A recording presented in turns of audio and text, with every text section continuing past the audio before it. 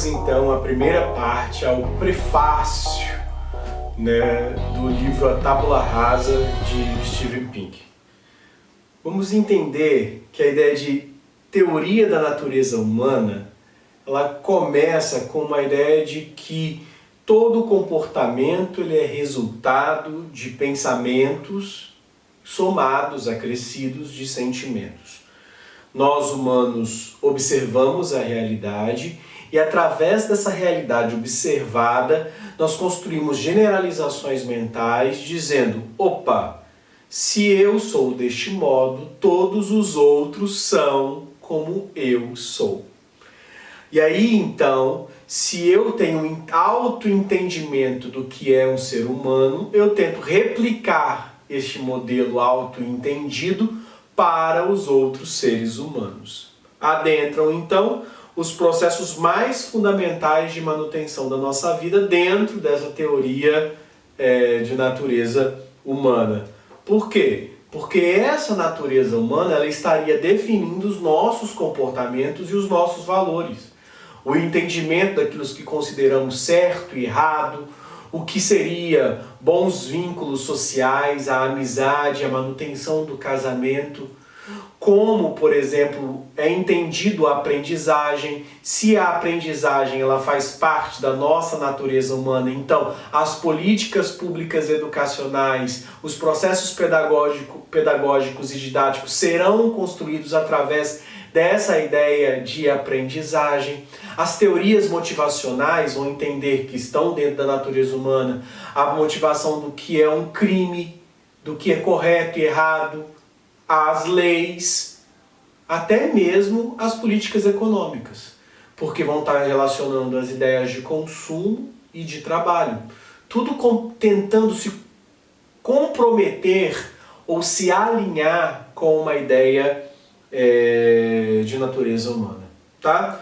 O criacionismo é apontado por Pinker, e concordo plenamente com essa ideia, como a primeira grande teoria da natureza humana. Ela coloca essa concepção judaico-cristã que o ser humano ele nasce através do ato criador de Deus, que ao pegar um barro lá na coincidência bíblica, na formação bíblica, ao pegar o barro, moldar e soprar esse barro, formando o homem, e da costela deste homem formando a mulher. E aí já há uma questão muito interessante a ser apontada, que este homem, ele é inventado, ele é criado por Deus, inseparado de tudo que existia antes, inclusive dos animais. E que os animais são pura criatividade divina, mas que o homem é formado à imagem e semelhança de Deus. E, portanto, parte com Deus, ou existe um princípio de identidade com Deus. Essa concepção judaico-cristã de criação do homem, ou da natureza, fundamentação da natureza humana, ela tem implicações políticas, sociais, entre tantas outras concepções. A gente pode perceber, por exemplo, a questão dos gêneros, o feminino e o masculino. A gente consegue ver que se Deus criou o homem à sua imagem e semelhança e criou a mulher a partir do homem, fica fácil justificar pelo criacionismo uma ideia de superioridade do homem frente à mulher. A gente compreende, por um viés científico, que essa porção do criacionismo ela estaria errada ou, evidentemente, construtora de falácias e de justificativas sexistas. Mas vamos pensar bem, 75% dos estadunidenses no final do século XX ainda acreditavam no criacionismo, enquanto apenas 15% da população acreditava na evolução, no darwinismo. Então percebamos que a sociedade, quando se afeiçoa, se coloca diante de uma teoria da natureza humana, ela está escolhendo também modulações políticas, sociais, culturais, comportamentais, morais, que vão estar associadas a essa concepção de natureza né? E no caso aqui do sexismo, de uma concepção proveniente do criacionismo. Por mais que a gente tente, né, os criacionistas criarem outras concepções menos sexistas, por exemplo, nesse caso das questões de políticas de gênero, fica ainda muito complicado você se comprometer a uma teoria e não colher aquilo que provém dela. Russell dizia que a concepção da natureza humana, uma ideia de humano, são como moscas num dia de verão, que perseguem esse humano, porque essas concepções, essas crenças, elas vão se incrustando obviamente nos ramos políticos, sociais, econômicos e formando a cultura. E o criacionismo, em muitas vezes, ele se casa muito bem com as ideias provenientes da teoria de tabula rasa de John Locke, que é uma ideia que se torna uma espécie de religião cultural, é assim que Pinker coloca, uma religião entre os intelectuais da modernidade, porque ela vai adentrar ramos como a psicologia, as ciências sociais, a política e a própria construção das relações morais e sociais. Lembrando, a tábula rasa é aquilo que coloca que o homem nasce sem nenhuma impressão inata, sem nenhum substrato, e qual a cultura, as experiências culturais é que vão formar esse indivíduo.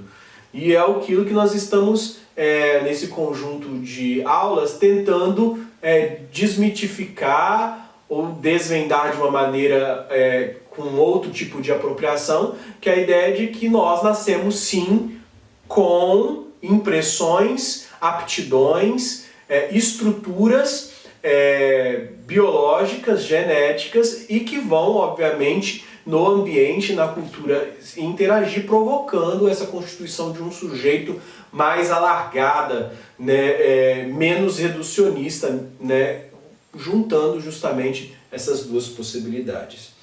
Né? E aí, obviamente, questionando a tábula rasa, a gente tem a interposição de uma crise no narcisismo humano. Quero lembrar que o Pinker vai criticar, de certa forma, Freud, dizendo que não é a psicanálise aquela que vai impulsionar, mais à frente no livro, não é a psicanálise que vai impulsionar a terceira crise narcisista no humano, né?